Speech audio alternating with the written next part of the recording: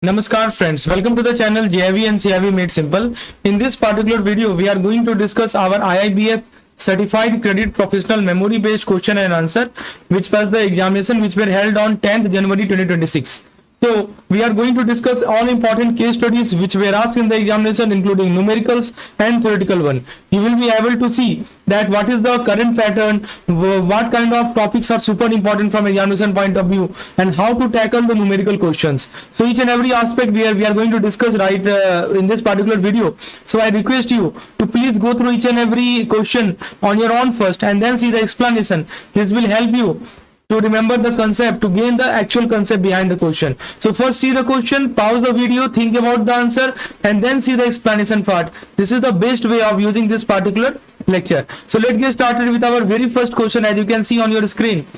So the first question is, Apex Manufacturing is evaluating its production efficiency for the upcoming fiscal year, right? So production efficiency for the upcoming fiscal year, fiscal year they want to evaluate. So what they have given that it is selling one unit at rupees 20 rupees per unit. So let me write down. So the first data that they have provided is the selling price per unit, right? So SP selling price per unit is rupees 20. Next point. Next they have given that to maintain the operation they incur 11 rupees in the manufacturing variable cost. So also they provided you that manufacturing variable cost is how much? Manufacturing variable cost is 11 rupees per unit, and selling is 1 unit, selling per unit is rupees 20. Now also they have given that rupees 3 in selling the variable cost. So selling variable cost, how much in rupees incurred? So in rupees 3 in selling variable cost per unit, right? So let me write down. Selling variable cost per unit is rupees 3 per unit, right? Also they have fixed cost every year, right? In addition to that, they have fixed cost every year. So what is the fixed cost, right? So fixed cost include two part. First one is the factory fixed overhead. What is factory fixed overhead? As you can see, factory fixed overhead is 5,40,000. And in addition to that, there is administration, right? Administrative selling cost, which is 2,52,000.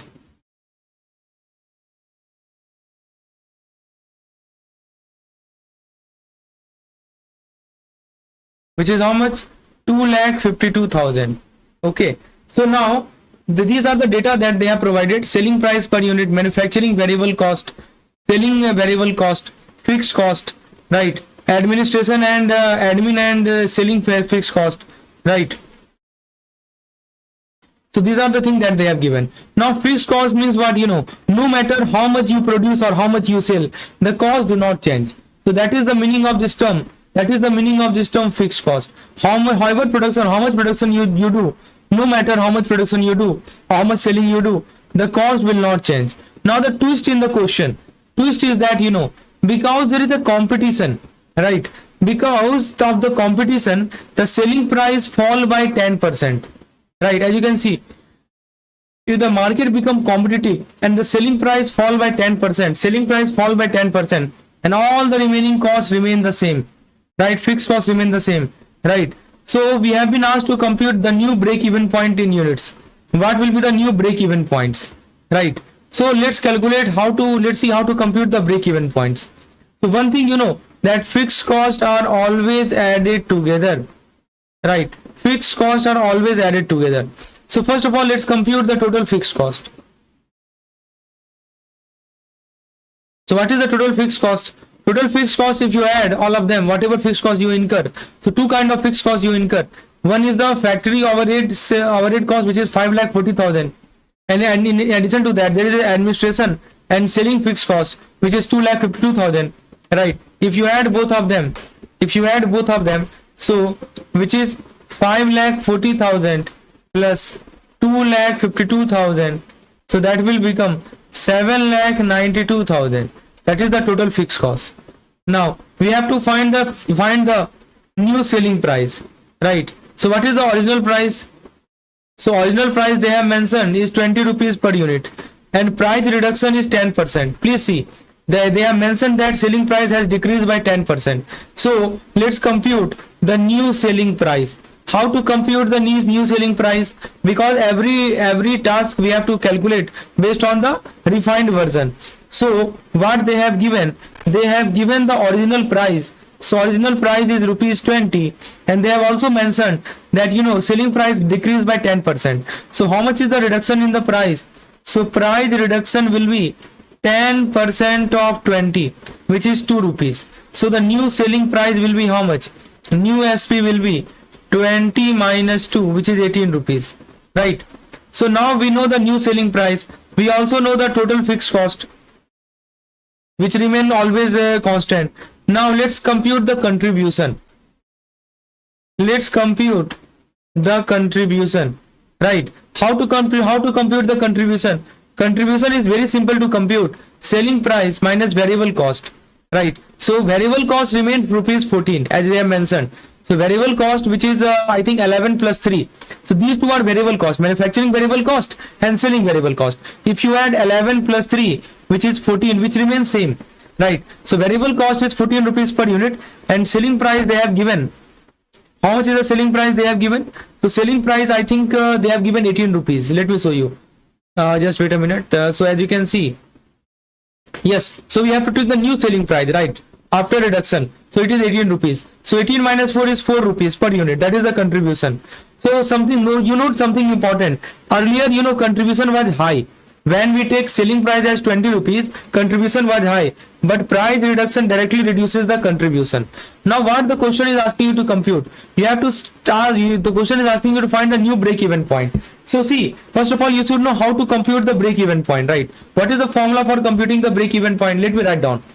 So now this is the formula that we use to compute the break-even point, which is equal to fixed cost divided by contribution per unit. Fixed cost divided by contribution per unit. So what is the fixed cost here? So as you can see, fixed cost is 7,92,000. This is the fixed cost, 7,92,000. And what is the contribution per unit? 4 rupees is the contribution per unit. So if you divide, this become 1,98,000. So that is our break-even point.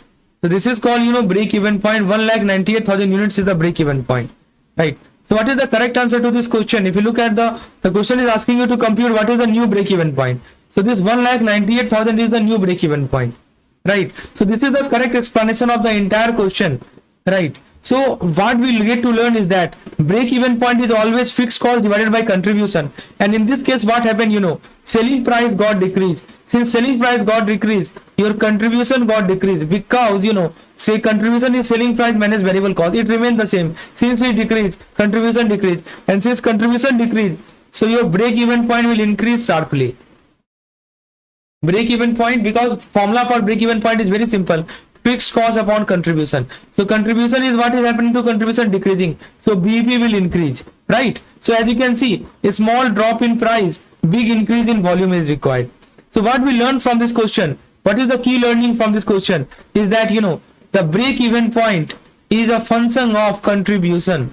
Break-even point depends on contribution.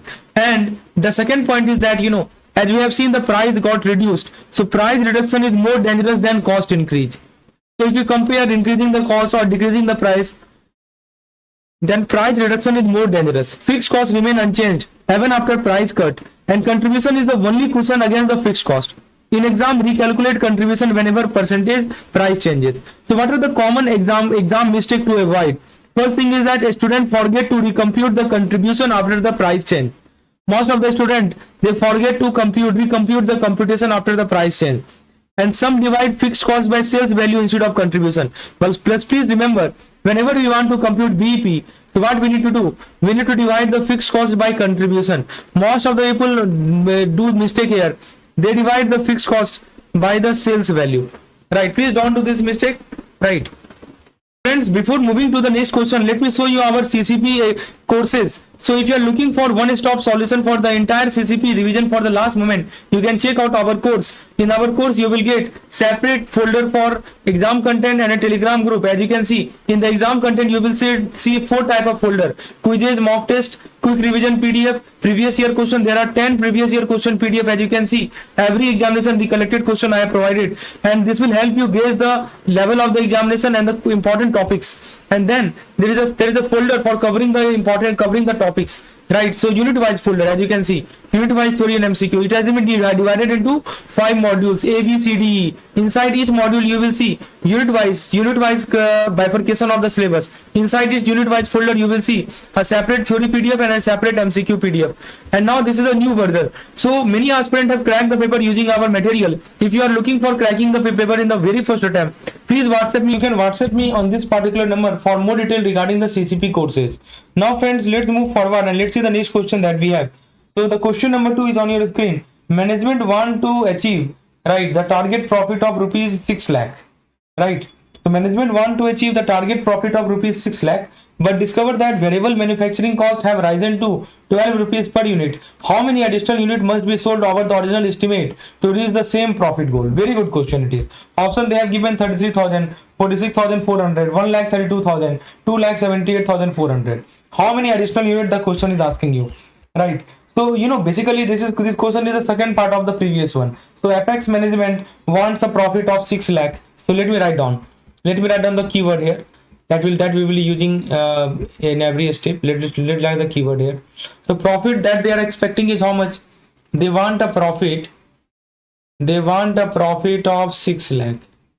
Okay, and now but the variable manufacturing cost increases from, so variable manufacturing cost, so earlier it was 11 rupees, now it become 12 rupees per unit, right? So variable manufacturing cost increases from 11 rupees to 12 rupees. Earlier it was 11 rupees, now it is 12 rupees. Clearly they have mentioned. And the total variable cost includes 2 parts. One is the variable manufacturing cost, other is the selling cost. Selling cost remain the same. What was the selling cost? Let me show you.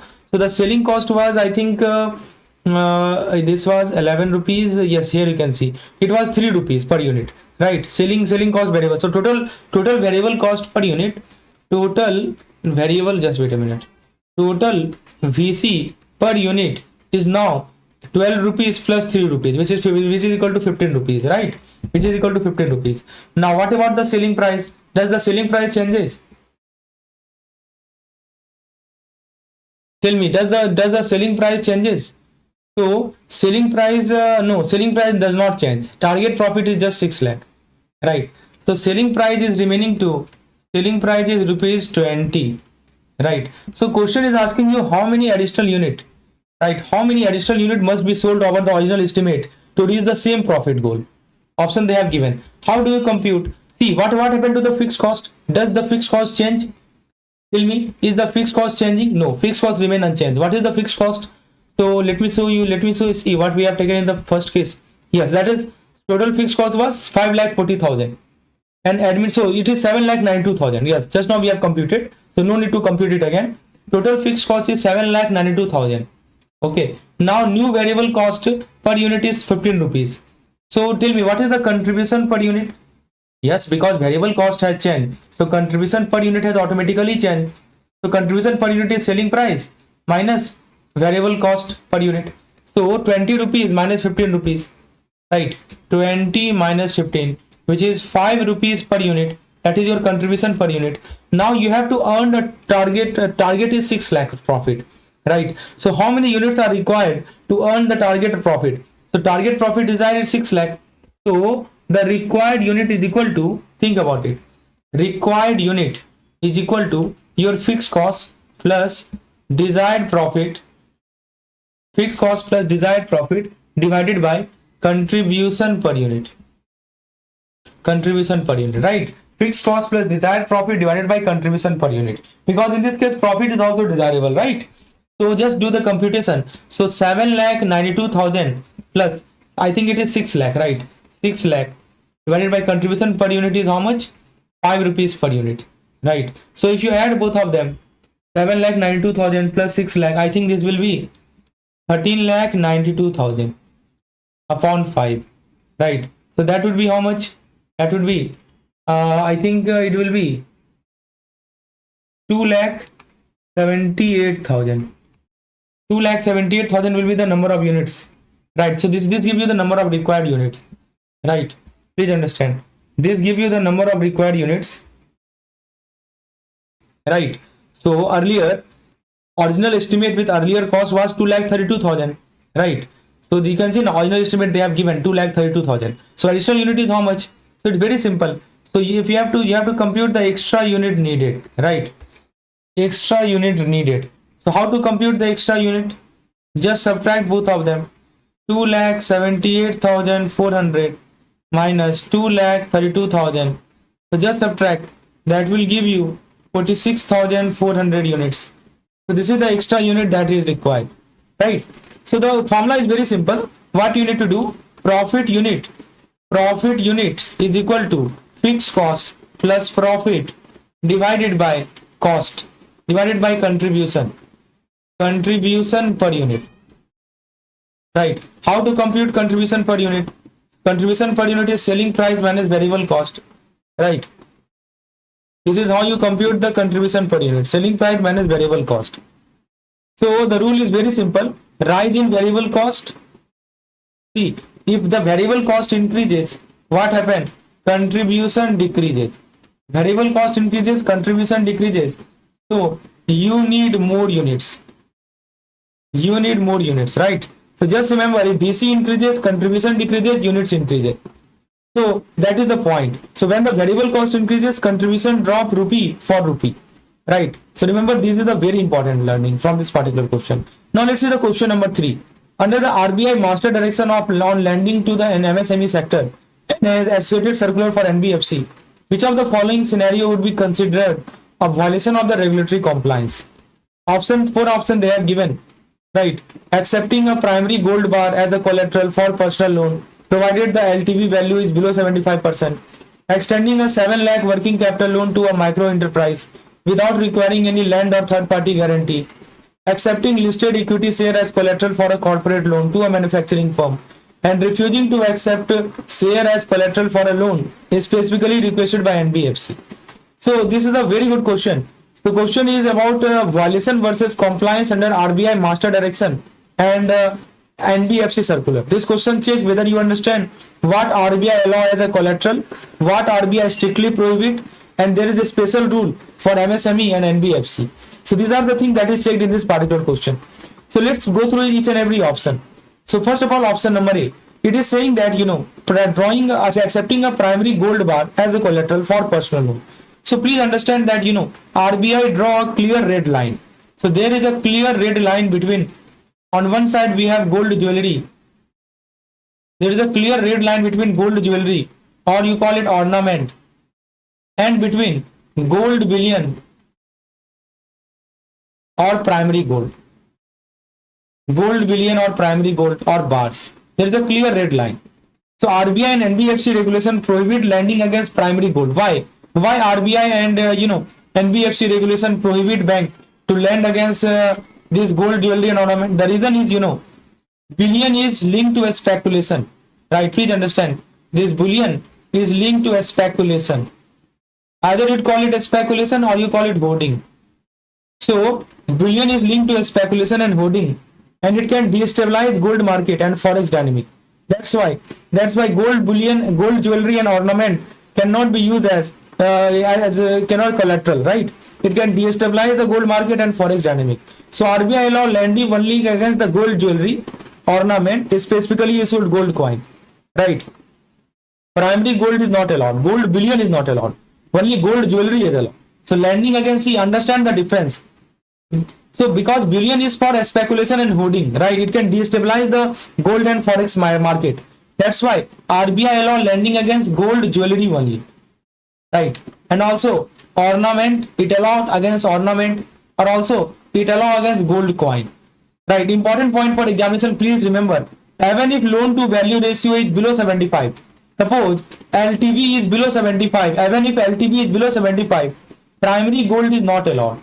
Please understand, primary gold is not allowed, right? So option number A is clearly violation. What about option number B? extending a 7 lakh working capital loan to micro enterprise without requiring any land or third party guarantee.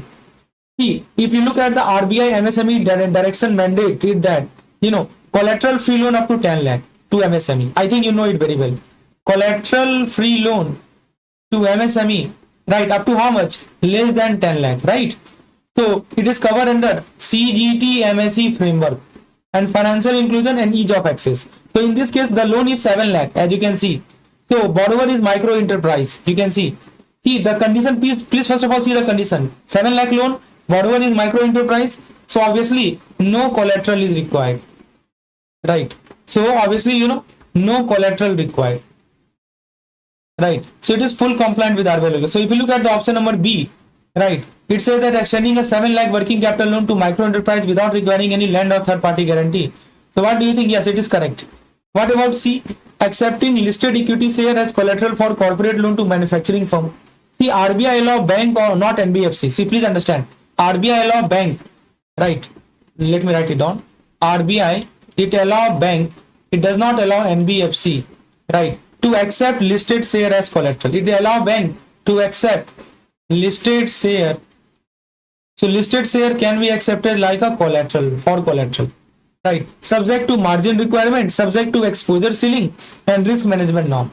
So subject to margin, exposure and risk management norms, right? So this restriction apply only when lending to NBFC, right, not to manufacturing company, corporate borrower. So option number C, if you look at, yes, it is allowed.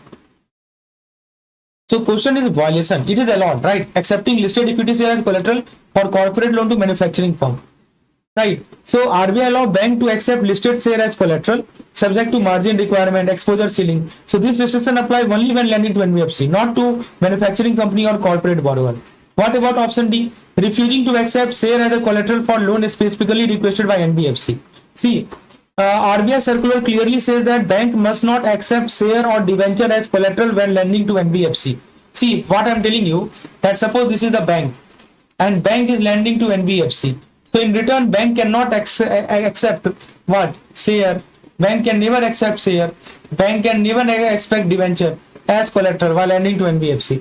So therefore, refusing such collateral is means following RBI instruction.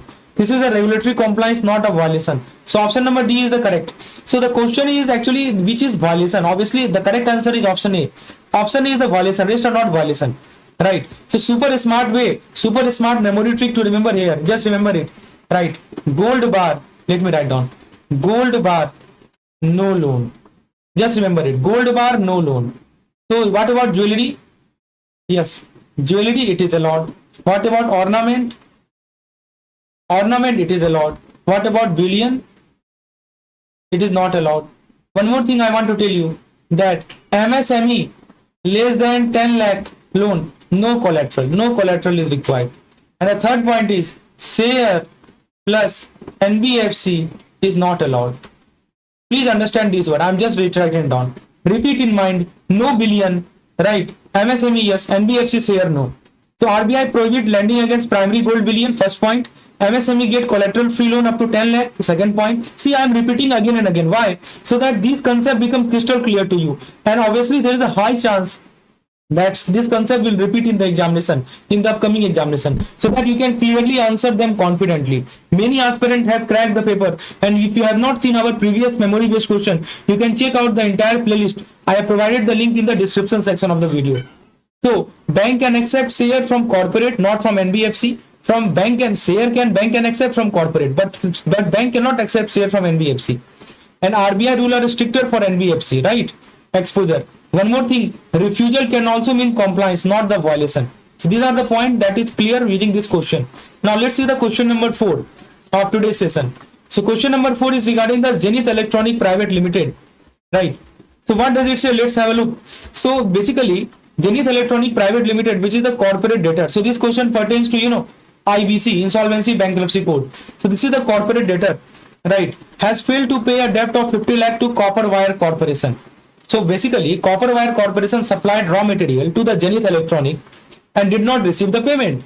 So Copper Wire had supplied the material but did not receive the payment. So this Copper Wire, they want to start the legal proceeding under IBC 2016 because they have sent multiple reminder, but Zenith has not responded. Now, say simultaneously, Zenith Electronic out 2 crore to the National Trust Bank, which was a loan provided by the construction of provided for the construction of a new factory.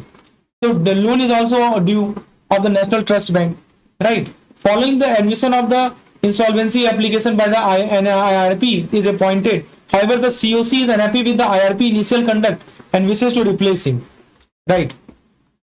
So eventually the tribunal passes an order that Zenith Electronic disagree with and they wish to challenge in the highest court. So this is the situation. There are 3 questions. Let's go through the first question. The first question that has been asked, that before approaching NCLT, what mandatory step must operational creditor take? So option A, before copper wire, who is an operational creditor? See, Zenith is a corporate debtor and copper wire is an operational creditor. Before operational creditor, right, approaches the LC, can file application for CIRP before the NCLT. What is the mandatory preliminary step that they must take according to the text? Option A, seek permission for the Supreme Court, give a demand notice of 10 days to the Zenith Electronic, wait for 180 days from the date of default, obtain an NOC from the National Trust Bank. Very good question. Now, basically in this, to the context of this particular case, let's talk to the part of copper. Copper wire. So basically copper wire supplied raw material. So it is an operational creditor. This is called, operational creditor, right? Which means supplier of goods, services, utilities. That's called operational creditor in the terms of IBC. Now, what does IBC 2016 say? IBC 2016 says that, especially section number 8 of the IBC, it says that, an operational creditor must first send a demand notice. He must first send a demand notice to the corporate debtor. He must send demand notice to the corporate debtor, right? So that is section number 8 of the IBC. Section number 8 of the IBC 2016 says that demand notice must be sent to the corporate debtor. And second thing is that give 10 days time. Give 10 days time to pay the debt. Give 10 days time to pay the debt or to raise genuine debt. Right. So without this notice, NCLT will reject the application. If they don't send this notice, what will happen? NCLT will reject the application. Now, why this rule exists? So this is the rule. Demand notice has to be sent and 10-day time to pay the debt. So why this rule exists? Because IBC want to prevent unnecessary insolvency cases. Give the company one last chance to settle. Allow dispute resolution before litigation. Now, if you look at the option number A, it says that seek permission from the Supreme Court. No. Actually, insolvency case begin from the NCLT, right? Not the Supreme Court. Now, just wait a minute. What about option number B? Option number B says give a demand notice. Yes, exactly. This is the point. Wait for 180 days. No. Actually, this 180 days is the CIRP duration. Please note it down. Right. This is not a pre-filing requirement. Option number D, obtain an NOC from the National Trust Bank. See, operational creditor is independent of financial creditor. So option number D is wrong. So what we learned from the discussion is that, operational creditor, right, 10-day demand notice, 10-day demand notice. And if it is a financial creditor, then no notice is required. So in exam, operational creditor, one who supplied goods and services, always knock before entering NCLT. Like in this case, this particular bank is a financial creditor, but this copper wire corporation is an operational creditor and he will always knock. He will always knock before entering NCLT. So operational creditor is the supplier of goods and service. Demand notice under section number 8 is mandatory. Time period is 10 days. This thing we have made clear. Time period 10 days. Demand notice under section 8. If notice is not served, application will get rejected. No permission or NOC required for the bank from the bank. Right. Now the second part of the same question is, if the NCLT passes an order that Zenith Electronic wishes to appeal, what is the correct hierarchy and the timeline for the first appeal? So NCLT has passed an order that against the Zenith Electronic, and the company is not satisfied with the decision. They want to appeal against the NCLT order. What is the correct appellate authority and time limit for the first appeal? So the option they have given, that appeal to the DRT within 45 days, appeal to Supreme Court, appeal to NCLT, appeal to the civil court. So obviously this is a very simple question. I think you know it very well. The correct answer is none but option number C. Why? Because IBC follow a fixed appeal hierarchy. So there is a fixed appeal hierarchy right, that IBC follow. How it will look like? NCLT to NCLAT and then to Supreme Court, right? You cannot jump the level. So which body passed the original order? It is NCLT, which is the adjudicating authority. So NCLT is called, adjudicating authority, right? AA you can call it.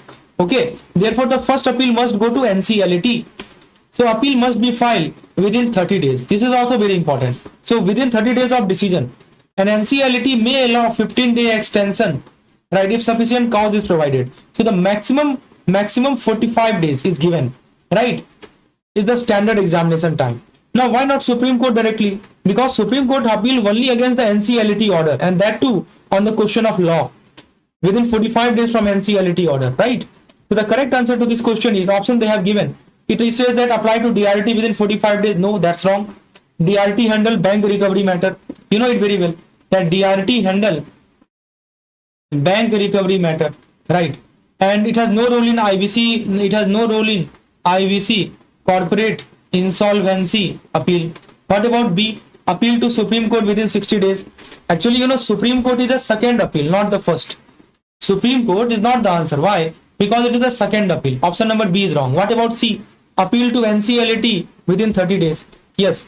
Please understand. If you look at the option number C, this is the correct one. Right? 31st and 45 last. That's the rule. 30 C.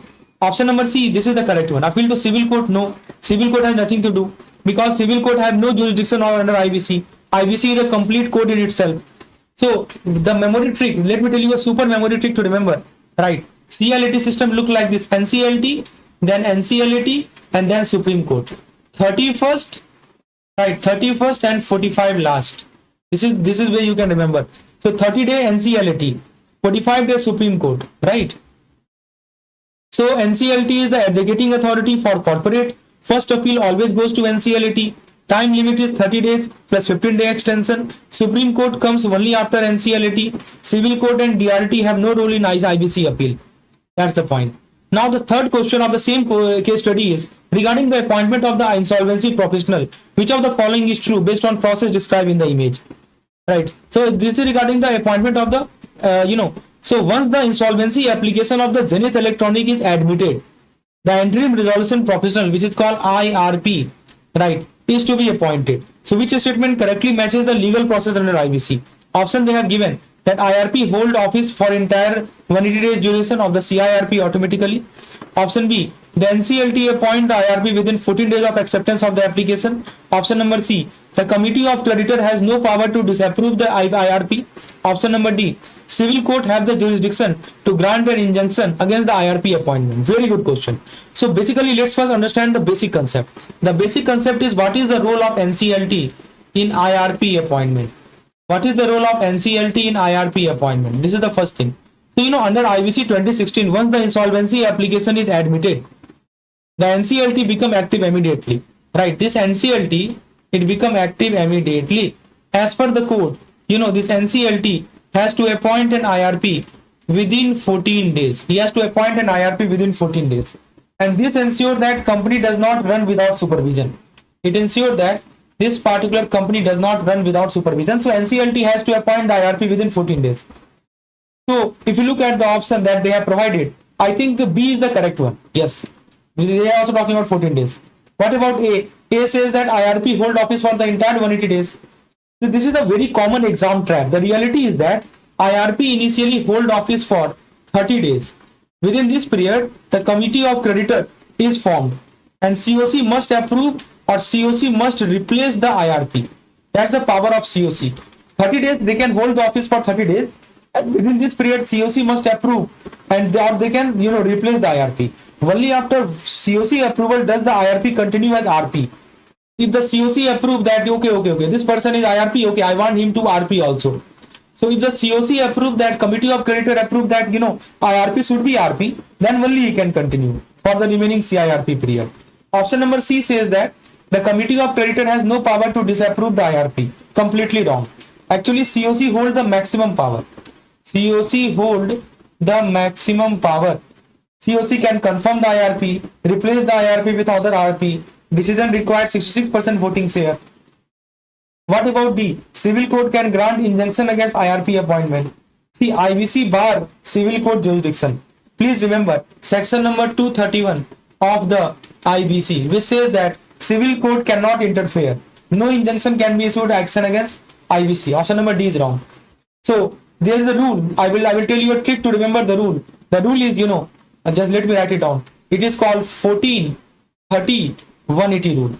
14 means NCLT appoint IRP 14 days. 30 means initial IRP tenure. Initial IRP tenure is 30 days. And 180 days means total CIRP period. So total CIRP period is 180 days. So that is called 14, 30 and 180 days rule. 14 means NCLT appoint IRP, 30 is the initial IRP tenure, and 180 days is the total CIRP period. So IRP is temporary and COC is powerful. Say in the mind, IRP come first, stay short, COC decide the future. So remember, NCLT appoint IRP within 40 days of admission, and IRP initial term is 30 days only. COC can approve or replace the IRP, and COC total duration is 180 days. Now let's see the next question. Question number next case study, which is related to Sparkle Manufacturing Limited. So the next case study is related to Sparkle Manufacturing Limited, which is an MSc unit. As you can see, they have mentioned that Sparkle Manufacturing Limited is an MSc, and they follow a Nayak committee guideline, right? So Sparkle Manufacturing Limited is an MSc unit, and seeking working capital finance from commercial bank. Company has PAT of 400 lakh, projected annual turnover of 400 lakh for the upcoming financial year, and the unit operate with a standard business cycle of 3 months. Bank follow the Nayak committee method. They have mentioned it. So the question is based on the Nayak committee method, right? What is the maximum bank finance that a Sparkle manufacturer is eligible for? First part of the question, minimum bank finance, minimum bank finance eligibility, and what is the minimum margin the borrower must contribute?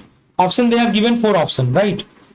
So that's the question. First question is, it is an MSc unit, micro and small enterprise unit. How much minimum working capital finance the bank will give? How much the minimum margin, which is the net working capital the borrower must bring? So the 4 options they are given. So let's first recall the rule, right? Recall the Nayak committee rule. So what does the Nayak committee rule says? It says that, total working capital required is 25% of annual turnover. Please understand. It says that total working capital required is 25% of annual turnover. And one more thing is that out of this 25%, it is bifurcated like this. 20% of the turnover is financed by bank, and remaining 5% of the turnover is the NWC or borrower's margin. So total working capital is 25% of annual turnover. This is further bifurcated into 20% and 5%. 20% will be borne by the bank, and 5% is the NWC, net working capital. So remember the breakup. 25% is equal to 20%, which is the bank contribution, and plus 5% is the borrower contribution. Now in this particular case, as you can see, what is the turnover they have mentioned? So yes, they have mentioned the turnover of 400 lakh, as you can see, right? So turnover is 400 lakh. Now first of all, let's compute the total working capital requirement. TWC, total working capital, which is 400 multiplied by 25%. That will be how much? That will be 100 lakh. So this is only for conceptual clarity, right?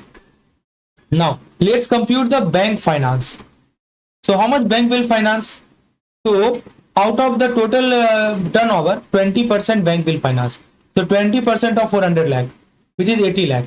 That is the minimum bank finance. And what is the borrower's margin? So if you compute the margin, that is 5%. 5% of 400 lakh, which is equal to 20 lakh, right? That is the minimum margin, right? So if you look at the option 80 lakh and 20 lakh, right? So what is the correct answer? Bank finance is 80 lakh, margin is 20 lakh. So option number B is the correct one, right? So PAT, please understand the formula. This was the simplest question possible. Please understand the formula. PAT method, projected annual turnover method, say 25% of turnover, bank give 20%, borrower bring 5%. That's it.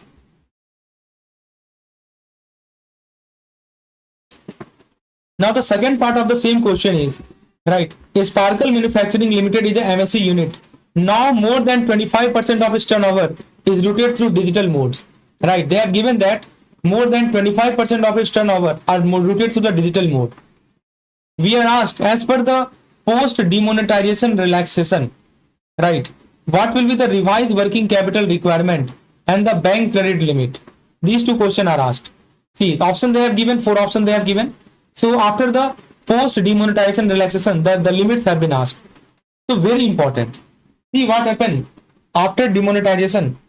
RBI allow higher working capital limit, right? After demonetization, what happened? RBI increases the working capital limit under the PAT method. So RBI says that you can route more than 25% of turnover digitally. So what is the enhanced limit?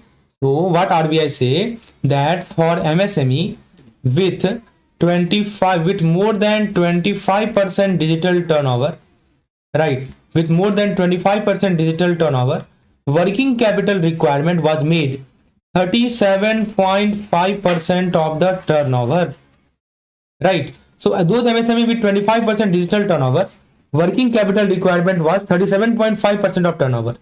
And what was the bank credit? So bank credit was 30% of turnover, right? This is higher than the normal 25 and 20%. I think we have discussed it. Now in this case, again, turnover remain the same. Turnover is nothing but 400 lakh, which is the same as in the previous case. So 400 lakh, and just compute the working capital required, which is 37.5% of 400 lakh, which is equal to 150 lakh. So that is the total working capital required. Now what about the bank credit? So bank credit is 30%. So bank credit is 30% of 400 lakh, which is equal to 120 lakh. So what is the correct answer? 150 lakh and 120 lakh. So I think option number C is the correct one. So that is our correct answer, right? So what we have learned from this question is that digital bonus mila to limit बढ़ जाती है, right? Normally limit is normal limit, as you can see, normal limit is 25 and 20, but if digital turnover exceed 25%, in that case revised limit is 37.5 and 30, right? So digital ज़्यादा, so bank ज़्यादा. This way you can remember. Friends, we have more question available in this particular PDF. The remaining question will be explained in our paid course. If you want to get access to that,